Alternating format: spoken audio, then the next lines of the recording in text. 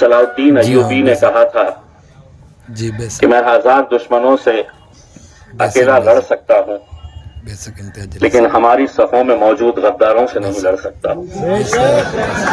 जी हाँ दोस्तों, जैसा कि आपने सुना किस प्रकार से एआईएम पार्टी के पूर्व सांसद व औरंगाबाद ईस्ट के प्रत्याशी जनाब इम्तियाज जलील साहब ने महाराष्ट्र विधानसभा चुनाव 2024 हारने के बाद जनता से मुखातिब होते हुए बड़ी बात कही है और कहने की अपने लम्हों को भावुक होकर कहने की उन्होंने अपनी बातों को कही है। दोस्तों आपको बताता चलूं, कुछ आस्तीन के सांप है जिनके वजह से आज कहने की महाराष्ट्र में एआईएम पार्टी कई सीटों पर चुनाव हार गई है। दोस्तों आपको बताता चलूं, इम्तियाज जलील साहब मात्र 1717 वोटों से चुनाव हार चुके हैं। लेकिन दोस्तों आपको बताता चलूं, वहीं पे एआईएम पार्टी के वोटों को समाजवादी पार्टी के नेता ने काट लिया, जिस वजह से कहने की इम्तियाज जलील साहब चुनाव हार गए। लेकिन यही अगर एआईएम पार्टी करती, अगर 5000 वोट लाकर समाजवादी पार्टी के 1700 वोट को काट लेती, तो कहीं न कहीं आज सभी गोदी मीडिया एआईएम पार्टी के पीछे पड़ जाती।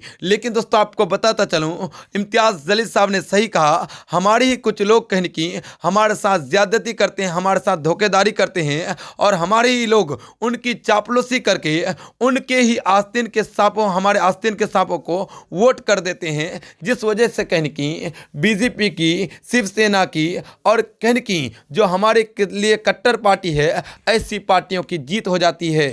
हमें कहने की ऐसे लोगों को पहचानने की ज़रूरत है। लेकिन औरंगाबाद की आवाम लगातार से 2 बार कहने की ऐसे लोगों को नहीं पहचान पाई, फिर से एक बार भूल कर दिया, जिस वजह से हमारी और कहने की नासिर सिद्दीकी साहब औरंगाबाद सेंट्रल से इनकी हार हो गई। साथ ही सोलापुर में एआईएम पार्टी की हार हो गई, फारूक शाह साहब की धुलिया से हार हो गई। सिर्फ महाराष्ट्र में 1 सीटों पर ही एआईएम पार्टी कामयाब हो सकी और वो सीट मालेगांव विधानसभा सीट है, जहां से मुफ्ती इस्माइल साहब मात्र 75 वोटों से कामयाब हुए। दोस्तों आपको बताता चलूं, कहने की एआईएम पार्टी मात्र अपने 2 सीटों में से 1 ही सीट बचा पाई। दोस्तों आपको बताता चलूं, 20 और 21 राउंड तक एआईएम पार्टी के पूर्व सांसद इम्तियाज जलील साहब आगे चल रहे थे। लेकिन दोस्तों आपको बताता चलूं, मात्र 4 राउंडों में इम्तियाज जलील साहब पीछे हो गए और अंततः 24वें राउंड खत्म होते ही इम्तियाज जलील साहब 1717 वोटों से हार गए।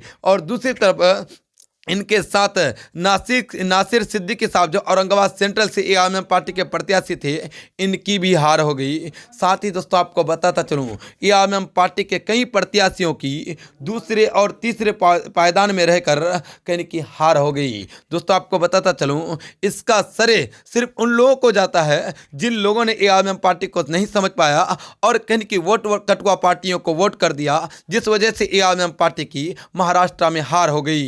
दोस्तों इम्तियाज जलील साहब की इन बातों को लेकर आप क्या कहते हैं? अगर इनकी बातों से इत्तेफाक हैं तो आप वीडियो को ज़्यादा से ज़्यादा शेयर करें और चाटुकार लोगों तक ज़रूर पहुंचाएं।